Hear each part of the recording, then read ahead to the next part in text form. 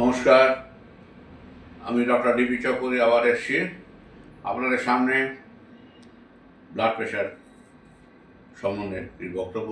আগেও বলেছি আমরা প্রথম পর্ব, দ্বিতীয় পর্ব, তৃতীয় পর্ব, এটা চতুর্থ পর্ব।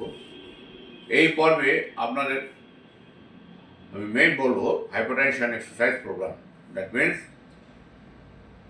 হাইপারটেনশন এক্সারসাইজ প্রোগ্রাম এটা প্রত্যেকে জানা উচিত, কারণ এই এক্সারসাইজ প্রোগ্রাম একটা ইম্পর্টেন্ট টপিকস আমাদের ডে টু ডে লাইফে। অনেকের কতগুলো ভুল ধারণা আছে। কেউ দৌড়ে ঠিকঠাক জিজ্ঞেস করে আমাদের এসে, হাঁটবো কতটা রাখতে, কত স্পিডে হাঁটবো সেটা জিজ্ঞেস করেন। যোগ ব্যায়াম করলে কতটা উপকারী তাও এটা আমাদের কাছে জিজ্ঞেস করেন। এটাও বলেন যে এক্সারসাইজগুলো করে কতটা উপকার হবো, এগুলো কখন করবো, সকালে না দুপুরে না বিকেলে, সেটা এই প্রতিটি কোশ্চেন আমাদের ফেস করতে ডিউরিং চেম্বার আওয়ার্স। আমি আপনাদের আজকে জাস্ট স্বল্প সময় আমাদের বেশি নেই, স্বল্প সময়ে আপনাদের what would be the ideal exercise program with hypertension or hypertension exercise program সম্বন্ধে আপনাদের ডিটেলস আমরা বলবো কী কী করা উচিত। প্রথমে জানতে হবে বেনিফিট কী আমাদের এক্সারসাইজ প্রোগ্রামের।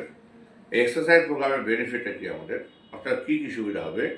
প্রথম benefit lower systolic and diastolic blood pressure, অর্থাৎ আমাদের এই এক্সারসাইজ করলে সিস্টোলিক অ্যান্ড ডায়াস্টোলিক দুটোরই আমাদের উপকার হবে।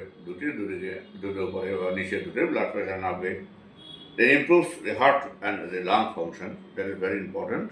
তার মানে আমাদের হার্ট আর ফুসফুসের ফাংশনটা অনেক ইম্প্রুভ করবে। আর হার্টের যে আমাদের ব্লাড সার্কুলেশন ক্ষমতা বা ফুসফুসের আমাদের যে নিয়ন্ত্রণ করে সেই ক্ষমতা দুটোই সম্পন্ন ক্ষমতা বাড়বে।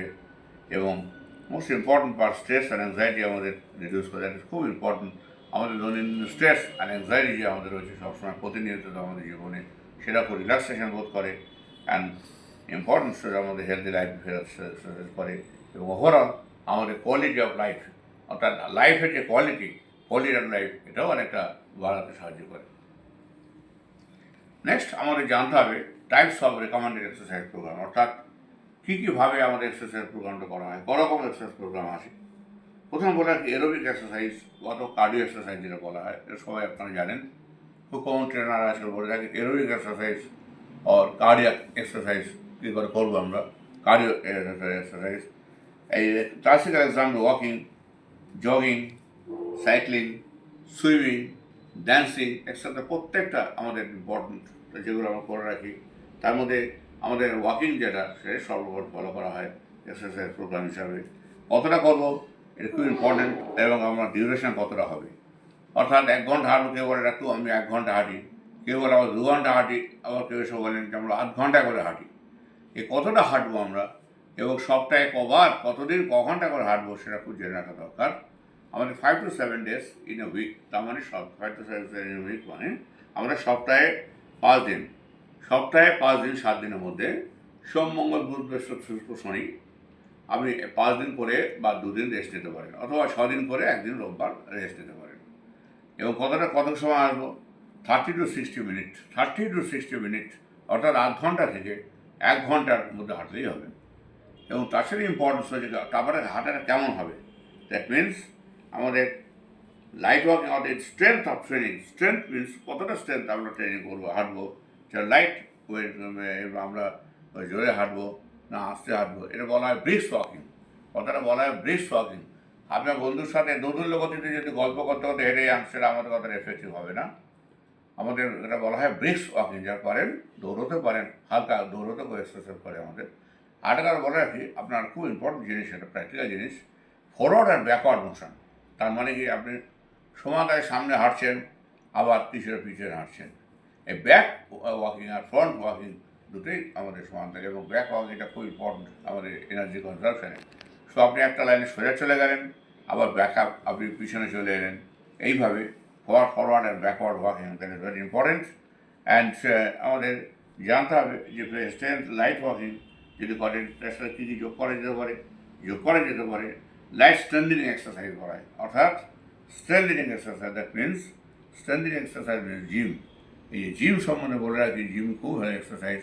কিন্তু আপনাকে জিমের ট্রেনিং নেওয়ার আগে আপনাকে প্রত্যেক হেলথ প্রফেশনাল কাজে যোগাযোগ করে দেখে নিতে হবে আপনার শরীরটা পারমিট করছে কিনা। অর্থাৎ মনে করুন আপনার একটা এমআইও হার্টের অ্যাটাক করেছিল, বা আপনার এলভিএফ হার্ট বা একটা ইনসিপিয়েন্ট হার্ট ফেলিওর চলছে, এক্ষেত্রে কখনোই জিম করা উচিত নয়। কিন্তু জিম খুব ভালো এক্সারসাইজ, জিমে প্রতিটি মাসল আমাদের স্ট্রেংথ হয়। জিম প্রোগ্রামটা খুব ইম্পর্টেন্ট। জিম প্রত্যেকে করা উচিত, শিশু থেকে বয়স্ক লোকদের সবাই জিম করতে পারেন। Gym is a very free exercise, এবং আজকাল জিম চলে এসছে। এবার কথা হচ্ছে যে জিমটা কীভাবে করবো। জিমটা করবো আমরা প্রত্যেক সপ্তাহে 2 দিন কি 3 দিন গেলাম। এটা পরে আপনাকে একটা এক্সাম্পল দিয়ে আমি বলবো যে সোমবার থেকে শনিবার কী কী এক্সারসাইজ করবেন। প্র্যাকটিক্যাল এক্সাম্পল আসতে বলবো। জিমে রোজ না গেলেও চলবে, সপ্তাহে 2 দিন থেকে 3 দিন জিমে গেলেও চলবে। কিন্তু হঠাৎ জিমটা ছেড়ে দেওয়া এটা খুব খারাপ জিনিস। জিমটা গ্র্যাজুয়ালি ছাড়তে হবে। জিমে আপনি প্রথম 2 দিন 3 দিন, প্রথম 2 মাস 3 মাস খুব ভালো করলেন, 6 মাস, তারপরে 6 মাস আপনি ড্রপ দিলেন, এভাবে করে চলবে না। জিমে গ্র্যাজুয়াল সপ্তাহে 2 দিন বা সপ্তাহে 3 দিন করে জিমে যেতে পারেন। জিম খুব ভালো এক্সারসাইজ। এছাড়া বলেছি আমরা সুইমিং, ড্যান্সিং, সাইক্লিং, এগুলো খুব ভালো এক্সারসাইজ। এই এক্সারসাইজগুলো আপনারা করতে পারেন। দেন আমাদের যোগা অ্যান্ড মেডিটেশন, এই দুটো খুবই ইম্পর্টেন্ট জিনিস। যোগা আর মেডিটেশন নিয়ে আমাদের অনেকগুলো কথা বলার আছে। যোগা এক্সারসাইজ এবং মেডিটেশন খুব ভালো এক্সারসাইজ। আপনি এটা সপ্তাহে 2-3 দিন যোগা করতে পারেন, অথবা 2-3 দিন মেডিটেশন করতে পারেন। তাহলে আমরা বললাম yoga exercise, meditation exercise, gym exercise এবং হাঁটা চলা। এই প্রত্যেকটা প্রত্যেকটা ইম্পর্টেন্ট প্রোগ্রাম। কিন্তু এই প্রোগ্রামগুলো যেগুলো আমি বললাম আপনাদের, ঠিক এইভাবে করতে হবে। সপ্তাহে কতদিন করবেন, ক ঘন্টা করবেন, কীভাবে করবেন, that is most important form. এবং সর্বোপরি আপনাকে ডাক্তার এক্সারসাইজ দরকার নিতে হবে। এবং আবার নেক্সট লাস্টে আমরা বলবো আপনাকে moderate interested vigorous interested exercise. কিছু কিছু ক্ষেত্রে আমাদের ভিগোরাস ইন্টারেস্টেড এক্সারসাইজ করা হয়। এবং সেক্ষেত্রে কথা বলা বা গান শোনা, গান শুনতে পারেন, গান গাওয়া বা কথা বলার বারণ আছে। কিন্তু যেগুলো আমাদের মডারেট স্ট্রেংথ এক্সারসাইজ যেগুলো, সেখানে আপনার আমাদের একটা জিনিস হার্ট রেট অ্যাপ্রোচ হবে। অর্থাৎ হার্ট রেটটা কত পার্সেন্ট আমাদের ম্যাক্সিমাম হার্ট রেট কত পার্সেন্ট মধ্যে যাওয়া উচিত সেটা জানতে হবে। যেমন টার্গেট হার্ট রেট বলে একটা জিনিস রয়েছে আমাদের। এই যখন আপনি ভিগারাস এক্সারসাইজ বা মডারেট এক্সারসাইজ করছেন, যেমন সব জিমে আপনি অনেকক্ষণ ধরে জিম করছেন, এখানে টার্গেটের হার্ট রেট বলে একটা এন্টিটি আছে, এটা জানতে হবে। যেমন মনে করুন মডারেট ইন্টেন্সিটি যে গ্রুপ রয়েছে তাতে 50-70% of the maximum heart rate achieve করতে হবে। এর বেশি অ্যাচিভ করা ঠিক হবে না। এবং আপনি ক্যান ওয়াক, কথা বলতে পারেন, টক করতে পারেন, কিন্তু গান গাইবেন না, কথা বলতে পারেন এক্সারসাইজ করতে করতে। আর যেগুলো ভিগোরাস এক্সারসাইজ আছে, যেগুলো ভিগোরাস এক্সারসাইজ আছে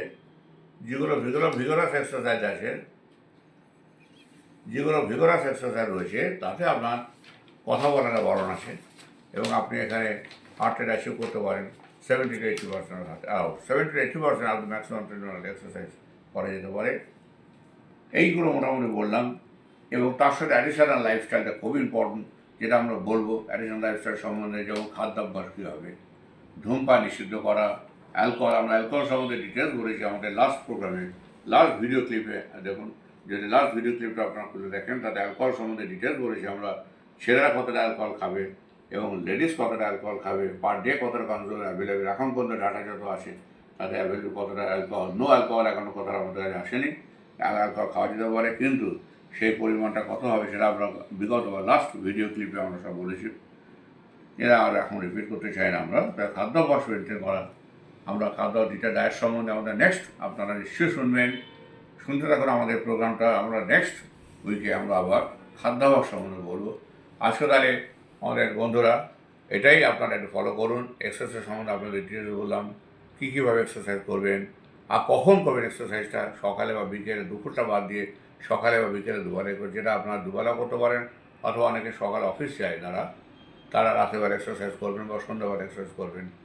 আরেকটা কথা বলে রাখি, খুব ইম্পর্টেন্ট থিং, যেটা অনেকেই জানেন না, আপনার ডিনার খাওয়ার পরে আপনার সঙ্গে সঙ্গে শুতে যাবেন না, বা বসে বসে টিভি দেখবেন না, বা পেপার পড়বেন না। আপনার ডিনার খাওয়ার পর অন্তত 1/2 ঘন্টা পায়চারি করে লাইট এক্সারসাইজ করে তবে শুতে যাবেন। ডিনার খাওয়ার সঙ্গে সঙ্গে শুতে যাবেন না। ডিনার খাওয়ার পরে এক্সারসাইজটা খুব ইম্পর্টেন্ট। এই বলে আমরা এখানে শেষ করছি। আশা করি আপনার ভিডিওটি ভালো লাগলে নিশ্চয়ই লাইক করে শেয়ার করুন। নমস্কার।